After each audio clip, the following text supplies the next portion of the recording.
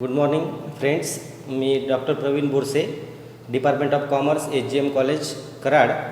आपण मागच्या लेक्चरला बघितलं की आपण अकाउंटिंगच्या बऱ्याचशा बेसिक कन्सेप्ट आपण जाणून घेतल्या.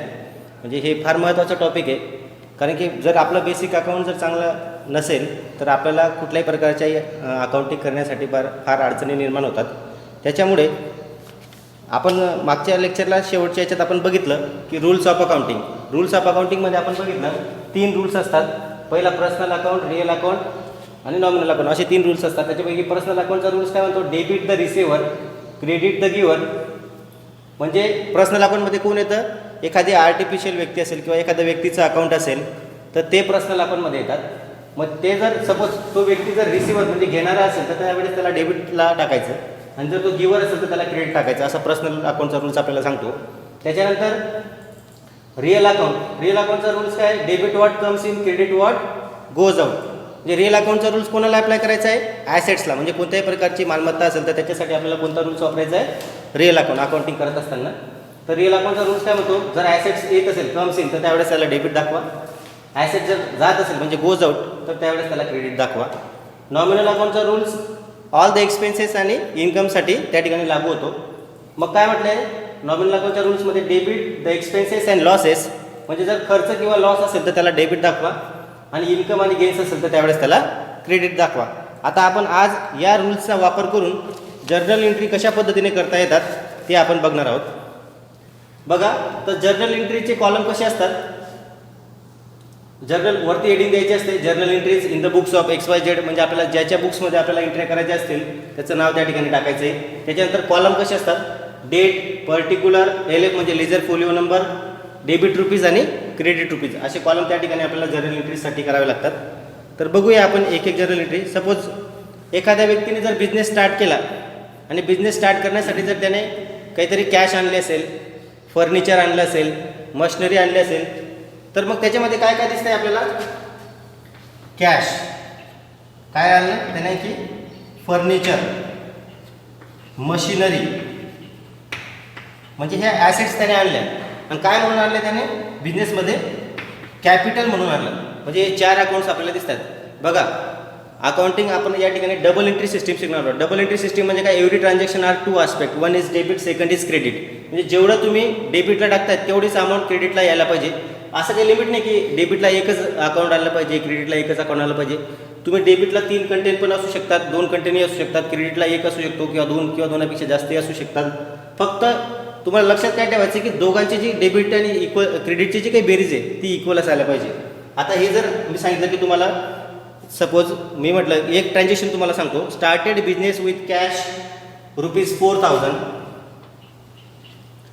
Furniture ₹1,000, machinery ₹10,000. म्हणजे जर बिझनेस स्टार्ट करण्यासाठी एखाद्या व्यक्तीने जर 4,000ची कॅश आणली असेल, 1,000चं फर्निचर आणलं असेल आणि 10,000ची मशिनरी आणली असेल, तर त्याची एंट्री आपल्याला कशी पास करता येईल बिझनेसमध्ये? तर त्याच्यासाठी आपल्याला रूल्स वापरता यायला पाहिजेत. कॅश अकाउंट कशामध्ये येतं? रिअल अकाउंटमध्ये. फर्निचर रिअल अकाउंट आहे, मशिनरी रिअल अकाउंट आहे. का? कॅश, फर्निचर आणि मशिनरी हे रिअल अकाउंट आहे, कारण की ते ॲसेट्स आहेत. मी तुम्हाला अगोदरच सांगितलं की पर्सनल अकाउंटमध्ये एखाद्या व्यक्तीचा अकाउंट जर येत असेल तर त्यावेळेस त्याला पर्सनल अकाउंटचा रूल्स वापरायचा. जर ॲसेट्स असतील तर त्याला रिअल अकाउंटचा रूल्स वापरायचा. आणि कॅपिटल हे काय आहे? पर्सनल अकाउंट आहे, म्हणून कॅपिटलला पर्सनल अकाउंटचा रूल्स वापरायचा आहे. मग पर्सनल अकाउंटचा रूल्स काय म्हणतो? Debit the receiver, credit the giver. मग या ठिकाणी कॅपिटल हे काय येतं की नाही आपल्याकडे? म्हणजे भांडवल आहे. मग देणारा कोण आहे? मग तो गिव्हर आहे की नाही, म्हणून तो त्या ठिकाणी क्रेडिटला येणार. आणि ॲसेट्स आपल्याकडे येतात तर रिअल अकाउंटचा रूल्स म्हणतो डेबिट व्हॉट कम्स इन.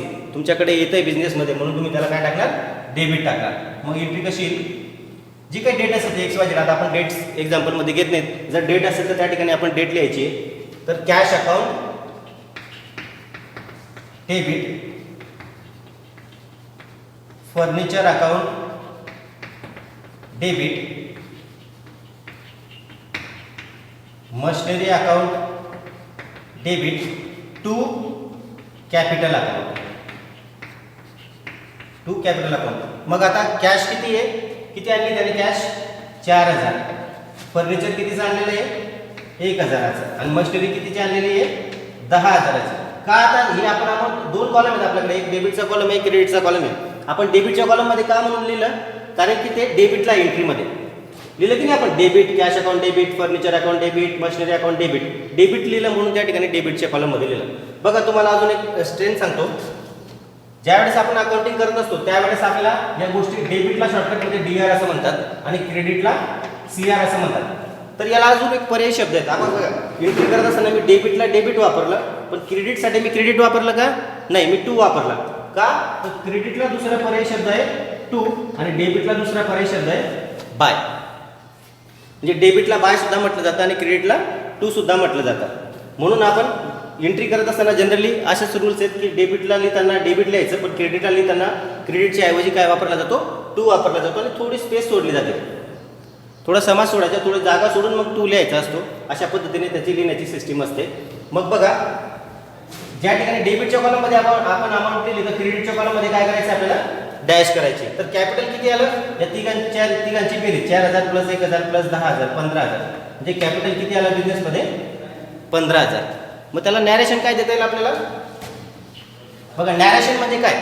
बघा जर्नल एंट्रीमध्ये एंट्री केल्यानंतर त्याचं एक नॅरेशन ब्रॅकेटमध्ये आपल्याला खाली द्यावं लागत असतं. तर नॅरेशन म्हणजे काय की त्या ट्रान्झॅक्शनचं एक्सप्लेनेशन किंवा डिस्क्रिप्शन असं आपल्याला म्हणता येईल.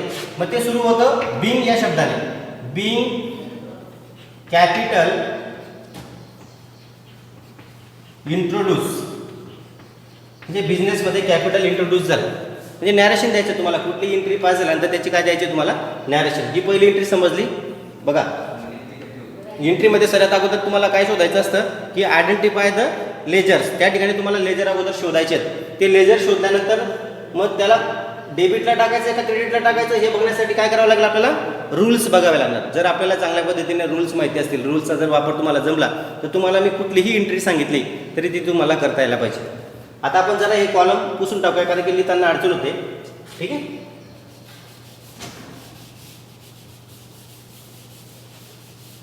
कॉलम तुमच्या लक्षात आलेले असणार की जर्नल एंट्रीच्या कॉलमचे हेडिंग्स कसे असतील, कसे आकायचे, त्याला काय नाव द्यायचं आहे. मी तुम्हाला आता फक्त एंट्रीज सांगणार आहे.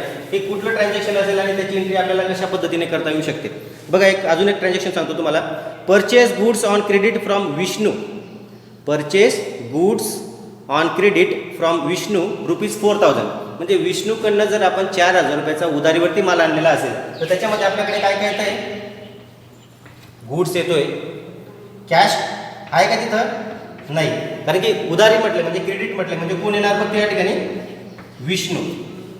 बघा म्हणजे आपल्याला अकाउंट फाइंड आउट करायचं आहे. जर मी तुम्हाला ट्रान्झॅक्शन सांगितलं की purchase goods on credit from Vishnu of ₹4000 म्हणजे 4000 रुपयाचा माल आपण विष्णूकडनं आणलेला तर त्या ठिकाणी त्या ट्रान्झॅक्शनमधून आपल्याला जर अकाउंट फाइंड आउट करायचे म्हटले तर गुड्स दिसते आपल्याला त्या ट्रान्झॅक्शनमध्ये, कॅश दिसते आणि विष्णू. पण कॅश नाही आहे त्या ठिकाणी, क्रेडिट आहे. म्हणून क्रेडिटच्या ठिकाणी क्रेडिट असल्यामुळे कॅश येणार नाही. मग राहिला काय आता? विष्णू आणि गुड्स.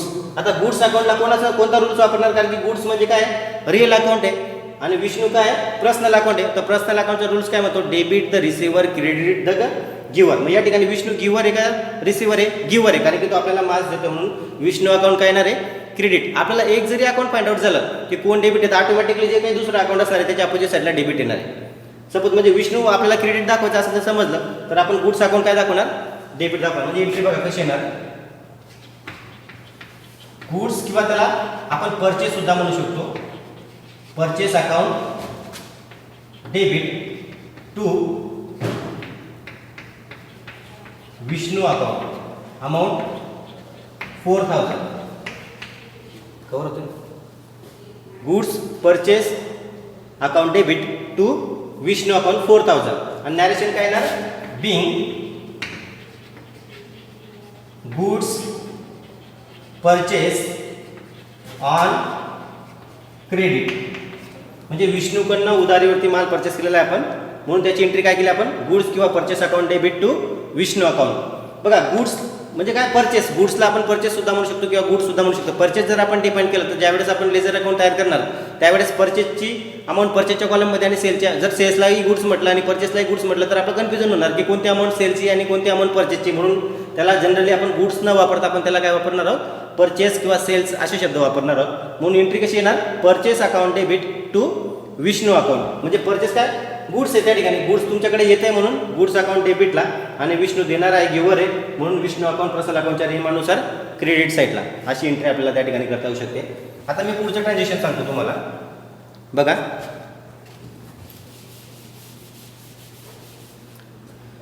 Sold goods. बघा आता सपोज ही झाली क्रेडिट परचेसची एंट्री. सपोज कॅश परचेस राहिलं असतं तर कॅश परचेस सपोज मी सेम एंट्री मी तुम्हाला सांगतो. सपोज गुड्स कॅश आणि विष्णू. जर विष्णूकडनं जर तोच माल गुड्स बघा purchase goods from Vishnu of ₹500 on cash असं जर मी ट्रान्झॅक्शन म्हटलं तर त्या ठिकाणी गुड्स पण दिसतोय, कॅश पण दिसतोय आणि विष्णू पण दिसतोय. म्हणजे गुड्स येत आहेत, कॅश त्या ठिकाणी ट्रान्झॅक्शनमध्ये आहे. मग त्यावेळेस विष्णूचं अकाउंट येणार नाही, कारण की विष्णूला काही तुमचे पैसे देणे बाकी राहणार आहेत का कॅश ट्रान्झॅक्शनमध्ये? नाही. ज्याला आपल्याला भविष्यात पैसे द्यायचे नाही तर त्याचं अकाउंट आपल्याला शो करायचं नाही. मग एंट्री काय येणार? Purchase account debit to cash account. जर उधारीवरती राहिलं असतं तर काय झालं असतं? या ठिकाणी विष्णू, जसं की आपण मागच्या एंट्रीमध्ये बघितलं तर काय घेतलं आपण मागच्या एंट्रीमध्ये? Purchase account debit to Vishnu account. आणि जर कॅश असेल तर त्यावेळेस काय येणार? कॅश. आता सपोज विष्णूला जर आपण काही माल रिटर्न केला म्हणजे गुड्स रिटर्न केले, रिटर्न गुड्स टू विष्णूला जर आपण माल परत केला तर ज्यावेळेस आपण परचेस अकाउंट डेबिट दाखवलं तर त्या अर्थाने आपल्याला परचेस रिटर्न म्हणून आपण आपल्याला काय करावं लागेल? क्रेडिट. आता माल कोणाला मिळतोय? विष्णूला. विष्णू त्या ठिकाणी रिसिव्हर आहे, कारण की त्याने आपल्याला माल विकला होता, आपण त्याला माल परत करतोय. म्हणून एंट्री काय येईल? Vishnu account debit to purchase return account. To purchase return account. बघा म्हणजे किंवा गुड्स अकाउंट, आपण गुड्स अकाउंट सुद्धा शब्द वापरू शकतो त्याला. पण मी तुम्हाला काय म्हटलं की पण आपल्याला purchase, sales, purchase return, sales return identify करता नाही येणार जर आपण गुड्स हा एकच शब्द वापरला तर. म्हणून त्याला आपण वेगवेगळे शब्द वापरले गुड्सला. परचेस असेल तर परचेस म्हटलं, परचेस रिटर्न असेल तर परचेस रिटर्न, सेल्स असेल तर सेल्स आणि सेल्स रिटर्न असेल तर सेल्स रिटर्न आपण वापरणार आहोत. तर बघा तर या ठिकाणी विष्णूला माल मिळतोय परत म्हणून विष्णू अकाउंट डेबिट असणार आहे, कारण की विष्णू या ठिकाणी काय आहे? रिसिव्हर आहे आणि माल आपल्याकडनं परत जातोय म्हणून त्याला काय येणार? To purchase return account. आता तसंच जर आपल्याला कॅश सेलची एंट्री करायची असेल तर कॅश सेलची एंट्री काय येणार? कॅश सेल्समध्ये माल आपल्याकडनं जातोय आणि कॅश आपल्याकडे येते. कॅश येते म्हणून कॅश अकाउंटला कुठला रूल वापरतो आपण? रिअल अकाउंटचा rules. Debit what comes in, credit what goes out. जर ॲसेट्स तुमच्याकडे येत असेल तर त्याला डेबिट दाखवा, जर ॲसेट्स तुमच्याकडनं जात असेल तर त्यावेळेस त्याला क्रेडिट दाखवा. म्हणून आपल्याला कॅश सेल्समध्ये कॅश येते म्हणून एंट्री काय येणार? Cash account debit to sales account. प्रत्येक ट्रान्झॅक्शनला नॅरेशन द्यायचं आहे. हे नॅरेशन म्हणजे काय? तर डिस्क्रिप्शन, त्या ट्रान्झॅक्शनचं डिस्क्रिप्शन. बिंग कॅश सेल्स याचं जर नॅरेशन, या एंट्रीचं जर नॅरेशन करायचं म्हटलं तरी नॅरेशन काय येईल? Being cash sales. जर उधारीवरती माल विकला असेल तर सपोज आनंदला आपण उधारीवरती माल विकला असेल तर एंट्री काय येणार? आनंद त्या ठिकाणी रिसिव्हर आहे म्हणून Anand account debit to sales account. Suppose आता आनंदने आपल्याला विकलेला माल काही परत केला असेल तर त्याच्यासाठी एंट्री काय येणार? Sales return account debit to Anant account. बघा कॅश सेलची entry cash account debit to sales account. अनंतची एंट्री, अनंतला माल विकला असेल उधारीवरती तर त्याची ही कॅश सेलची एंट्री, ही क्रेडिट सेलची entry. Anant account debit to sales account. आणि आनंदने जर काही माल परत केला असेल तर त्याची एंट्री येणार sales account, sales return account debit to Anant account. अनंतने माल परत पाठवला, तो माल आपल्याकडे आला म्हणून त्याला सेल्स रिटर्न म्हटलं. आणि आनंद त्या ठिकाणी देणारा आहे, गिव्हर आहे, त्यामुळे आपण आनंदला क्रेडिट. सपोज आता एखाद्या व्यक्तीला आपण सेल्स करतो. आता तुम्ही म्हणणार सर तुम्ही कॅश का वापर करतात? बँकेचा म्हणजे चेकने जर पेमेंट केलं असेल, आपण एखाद्याला माल विकला आणि त्याने जर आपल्याला चेकने पेमेंट केलं तर एंट्री कशी येणार? बघा bank account debit to sales account. म्हणजे कॅशच्या ऐवजी आपण काय वापरणार? बँक. म्हणजे ज्या काही बँकेत आपण तो चेक डिपॉझिट केला असेल त्या बँकेचं नाव डेबिटला येणार, कारण की त्या ठिकाणी ती बँक आहे. बँक हे पर्सनल अकाउंट आहे, बँक ही रिसिव्हर आहे, म्हणजे आपल्या वतीने कॅश कलेक्ट करते. बरेच लोकांचं कन्फ्युजन होतं की बँक पर्सनल अकाउंट आहे का रिअल अकाउंट आहे? तर बँक आहे एक पर्सनल अकाउंट आहे, कारण की तुम्हाला मी म्हटलं की पर्सनल अकाउंटमध्ये कोण येतं? एखादी व्यक्ती, एखादी संस्था. मग काय? ही संस्था आहे. बँक म्हणजे काय? त्याला स्वतंत्र अस्तित्व आहे, आर्टिफिशियल व्यक्ती आहे, म्हणून ते काय झालं?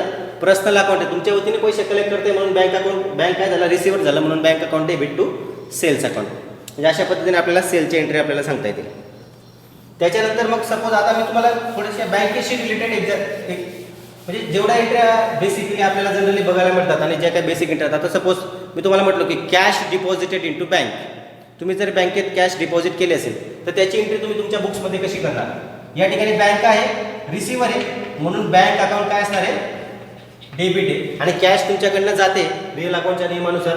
जर कॅश तुमच्याकडनं जात असेल म्हणजे क्रेडिट व्हॉट गोज आउट, जर जात असेल ॲसेट्स तर त्यावेळेस त्या ॲसेट्स अकाउंटला आपण काय दाखवतो क्रेडिट, म्हणून तू काय म्हणणार टू कॅश अकाउंट. म्हणजे एंट्री काय झाली bank account debit to cash account. Bank त्या ठिकाणी रिसिव्हर आहे म्हणून बँकेला डेबिट आणि ॲसेट्स तुमच्याकडनं जाते म्हणून कॅश अकाउंट क्रेडिट. म्हणजे हे माहिती असलं पाहिजे आपल्याला. आणि एंट्री करत असताना डेबिट अशाच पद्धतीने लिहायचं. सपोज जर हा जर आपल्या नोटबुकचा जर समास असेल तर सुरुवातीक जर इथून आपण सुरुवात केली तर इथं लागून आपल्याला डेबिट लिहायचं, पण थोडी जागा सोडून मग आपल्याला टू लिहायचं. मी तुम्हाला अगोदर सांगितलं. ठीक आहे. आता मी म्हटलो की कॅश विड्रॉल फ्रॉम बँक ही झाली डिपॉझिटची एंट्री. आता मी म्हटलो की cash deposit withdrawal from bank. आता बँकेतून तुम्ही कॅश काढली तर तुमच्याकडे काय ॲसेट्स येते म्हणजे कॅश येते, म्हणून कॅश अकाउंट काय असणार आहे cash account debit to bank. Bank त्या ठिकाणी गिव्हर आहे, तुम्हाला बँक पैसे देते म्हणून बँक काय असणार आहे क्रेडिट असणार आहे. म्हणजे एंट्री काय झाली cash account debit to bank account. आता सपोज ICICI बँकेतून तुम्ही HDFC बँकेमध्ये पैसे ट्रान्सफर केले. Fund transfer to one bank to another bank. म्हणजे एका बँकेतून जर दुसऱ्या बँकेत तुम्हाला पैसे ट्रान्सफर करायचे. फॉर एक्झाम्पल ICICI बँक जर रिसिव्हर असेल आणि HDFC बँक गिव्हर असेल, म्हणजे HDFC बँकेचा पैसा जर तुम्ही ICICI बँकेत टाकत असणार तर काय होणार ICICI bank account debit to HDFC bank. म्हणजे काय झालं एंट्रीमध्ये ICICI बँक आहे रिसिव्हर आहे म्हणून त्याला डेबिट आणि गिव्हर कोण आहे HDFC बँक आहे म्हणून HDFC बँक क्रेडिट. ह्या झाल्या बँकेशी रिलेटेड एंट्र्या. आता जर मी तुम्हाला म्हटलो की आता आपल्याला खर्चाच्या एंट्र्या पास करायच्या. जर आपल्याला खर्च पेड करायचा असेल तर आपण खर्च दोन पद्धतीने पेड करू शकतो. एक तर आपण कॅश पेड करू शकतो आणि दुसरं आपण चेकच्या साहाय्याने सुद्धा आपण खर्च पेड करू शकतो. आता for example salary paid of ₹8,000 बरोबर. सॅलरी जर आपण 8,000 जर सॅलरी पेड केली असेल तर एंट्री काय येणार. आणि असं म्हटलं की salary paid of ₹8,000 by cash तर एंट्री काय येणार salary account debit to cash account 8,000 डेबिटच्या कॉलममध्ये आणि क्रेडिटच्या कॉलममध्ये 8,000. ठीक आहे. म्हणजे काय सॅलरी अकाउंट डेबिट येणार. आणि सपोज तुम्ही जर ऑफिस रेंट आहे, ऑफिस रेंट तुम्ही चेकने पेड केलात म्हणजे त्याला बँके थ्रू पेड केला तर म्हणजे कुठलाही खर्च जर कॅशने पेड केला तर क्रेडिटला कॅश येणार आणि जर तुम्ही चेकने पेड केले असणार तर पर्टिक्युलर त्या बँकेचं नाव येणार आणि खर्च काय असणार डेबिट. कारण की का नॉमिनल अकाउंटचा रूल्स काय म्हणतो debit the expenses and losses. कुठल्याही प्रकारचा खर्च किंवा लॉस असेल तर त्याला डेबिट टाका. ठीक आहे. आणि तुमच्याकडनं कॅश किंवा पैसे जात आहेत म्हणून तुम्ही त्या ठिकाणी रिअल अकाउंटचा रूल्स वापरतात क्रेडिट व्हॉट गोज आउट म्हणून कॅश अकाउंट त्या ठिकाणी क्रेडिटला आहे आणि सॅलरी हा तुमचा खर्च आहे. खर्च कधीही नेहमी डेबिटला असणार आहे. ठीक आहे. आता मी तुम्हाला सांगितलं की office rent suppose 500 office rent तुम्ही चेकने पेड केला तर एंट्री काय येणार office rent account debit to bank account ₹500. म्हणजे काय झालं या ठिकाणी बँक तुमच्या वतीने खर्च पेड करते बाय चेकच्या स्वरूपात. तुम्ही चेक दिल्यामुळे बँक त्या ठिकाणी गिव्हर आहे, तुमच्या वतीने बँक पैसे देते म्हणून बँक अकाउंट क्रेडिटला येणार. आणि ऑफिस रेंट हा आपला खर्च आहे म्हणून तो नॉमिनल अकाउंटच्या नियमानुसार debit the expenses and losses म्हणून ऑफिस रेंट हे काय असणार डेबिटला असणार. आता मी तुम्हाला सांगतो अजून आपला इन्कमच्या एंट्री कशा करता येते. बघा तुम्हाला जर कुठल्याही प्रकारचं सपोज आता तुम्ही बघतात की तुम्ही जर बँकेत अकाउंट उघडलं असेल सेव्हिंग अकाउंट असेल तर तुम्हाला 6 महिन्यानंतर बँक इंटरेस्ट तुमच्या नावाला क्रेडिट करतात. मग त्याची एंट्री कशी करणार तुम्ही. त्या ठिकाणी बँक काय असते तुम्हाला इंटरेस्ट देत असते. मग देणारा कोण आहे त्या ठिकाणी तुम्हाला बँक आहे आणि इंटरेस्ट काय तुमच्यासाठी इन्कम आहे म्हणून एंट्री काय येणार बँकेत जमा होते ना तुमच्या अकाउंटला. म्हणजे बँक तुमच्या वतीनेच कलेक्ट करते तुमच्या अकाउंटलाच कलेक्ट करते म्हणून बँक अकाउंट काय असणार आहे डेबिट असणार आहे. आणि टू इंटरेस्ट अकाउंट असं आहे. म्हणजे इंटरेस्ट तुमचं इन्कम आहे नॉमिनल अकाउंटचा रूल्स म्हणतो credit the income and gains. कुठल्याही प्रकारचा तुमचं इन्कम किंवा प्रॉफिट असेल तर त्याला काय म्हणणार तुम्ही क्रेडिट म्हणणार. आणि पैसे तुम्हाला जर कॅशने मिळत असणार तर कॅश अकाउंट डेबिट येणार. सपोज कमिशन तुम्हाला मिळते तुम्ही जर एखादी वस्तू विकली आणि त्याचं जर तुम्हाला कमिशन मिळालं तर कमिशन काय तुमच्यासाठी इन्कम आहे. तर नॉमिनल अकाउंटचा रूल्स काय म्हणतो debit the expenses and losses credit the income and gains. जर इन्कम किंवा गेन्स असेल म्हणजे आता कमिशन काय या ठिकाणी तुमचं इन्कम आहे प्रॉफिट आहे म्हणून तुम्ही कमिशन अकाउंट काय करणार क्रेडिटला करणार. मग जर सपोज कॅशमध्ये कमिशन मिळत असेल तुम्हाला तर कॅश तुमच्याकडे येते म्हणून cash account debit to commission account. ठीक आहे. अशा पद्धतीने आपल्याला इन्कमची सुद्धा एंट्री आपल्याला पास करता येऊ शकते. अजून 2 एंट्र्या तुम्हाला सांगतो बघा. काही अशा प्रोव्हिजनल एंट्री असतात, म्हणजे फॉर एक्झाम्पल तुमचे फिक्स ॲसेट्सवरती तुम्हाला डेप्रिशिएशन चार्ज करावं लागतं. म्हणजे तुम्ही प्रोव्हिजन म्हणून मी तुम्हाला मागच्या लेक्चरला सांगितलं, तर डेप्रिशिएशन म्हणजे काय, घसारा. म्हणजे एखादा ॲसेट्स तुम्ही वापरला ते काही वर्षानंतर झीज होणार आहे, त्याची प्रोव्हिजन आपल्याला करून ठेवावी लागते. म्हणून त्याची एंट्री आपण कशी पास करतो, depreciation account debit to fix assets. म्हणजे जी काय असेल, मशिनरी असेल, फर्निचर असेल, ज्याच्यावरती डेप्रिशिएशन चार्ज होतं त्या असं अकाउंट्स आपण क्रेडिट करायचं. आणि डेप्रिशिएशन आपला काय, लॉस आहे, घसारा आहे. म्हणून डेप्रिशिएशन अकाउंट डेबिट येणार नॉमिनल अकाउंटच्या नियमानुसार, आणि क्रेडिटला काय येणार, ॲसेट्स. कारण की ॲसेट्स आपले तेवढी किमतीने काय होणार, कमी होते. आता काही वेळेस बिझनेसमध्ये ओनर काय करतात, स्वतःच्या खर्चासाठी काही कॅश बिझनेसमधून काढून घेतात. फॉर एक्झाम्पल एखाद्याने आपलं शॉप टाकला आणि त्याला जर मुलीची फीस भरायची असेल आणि त्याच्याकडे पैसे नसतील, तर तो साहजिकच आपल्या व्यवसायाच्या गल्ल्यामधून पैसे काढतो आणि ते पैसे आपल्या मुलीच्या फीससाठी पेड करतो. किंवा असं कुठलंही लाईट बिल असेल, आता व्यवसायाचं लाईट बिल भरताना तो आपल्या घराचंही लाईट बिल त्याच्यासोबत भरत असतो. म्हणजे काय झालं, त्याने व्यवसायाचा पैसा हा आपल्या स्वतःच्या वापरासाठी किंवा स्वतःच्या घरगुती कामासाठी वापरला, तर त्याला अकाउंटिंगच्या भाषेमध्ये ड्रॉइंग्स असं म्हटलं जातं. तर त्याची एंट्री कशी पास होणार बघा, drawings account debit to cash account. Suppose त्याने कॅश काढली असेल, म्हणजे कॅश आपल्या बिझनेसमधनं जात असेल तर कॅश अकाउंट, आणि त्याच्या ड्रॉइंगच्या अकाउंटला म्हणजे कॅपिटल होल्डरचं एक दुसरं अकाउंट असतं ड्रॉइंग. कॅपिटल म्हणजे त्याने जे भांडवल आणलेलं आहे त्याला आपण कॅपिटल म्हणणार, आणि त्याने जर व्यवसायाचा पैसा जर त्याने वापरला असेल आपल्या पर्सनल वैयक्तिक कामासाठी, तर त्याला काय म्हणणार, ड्रॉइंग असं म्हणणार. तर अशा पद्धतीने आपल्याला काय करता येऊ शकतात, जर्नल एंट्र्या करता येऊ शकतात. म्हणजे त्याच्यासाठी आपल्याला काय असलं पाहिजे की आपल्याला रूल्स त्या चांगल्या पद्धतीने जर आपल्याला ॲप्लाय करता आले, तर आपण त्या ठिकाणी योग्यरित्या आपण जर्नल एंट्रीज करू शकतो. जर्नल एंट्रीजला हेडिंग कशी देता येईल ते तुम्हाला मी सांगितलं, जर्नल एंट्रीचे कॉलम कसे असले पाहिजेत ते आपण सांगितलं. आता आपल्याला याच प्रकरणामध्ये आपल्याला journal entry to balance sheet, म्हणजे जर्नल एंट्रीपासून तर बॅलन्स शीटपर्यंत कसं जाता येईल आपल्याला ते बघायचं आहे. तर आज आपण त्याच्यातलं जर्नल एंट्री हा पार्ट बघितला. पुढच्या लेक्चरमध्ये आपण त्याचं लेजर पोस्टिंग कसं केलं जातं, त्याचं ट्रायल बॅलन्स, त्याच्यानंतर त्याचं trading account, profit and loss account आणि बॅलन्स शीटपर्यंत कसं पोहोचलं जातं आपण ते बघणार आहोत. धन्यवाद.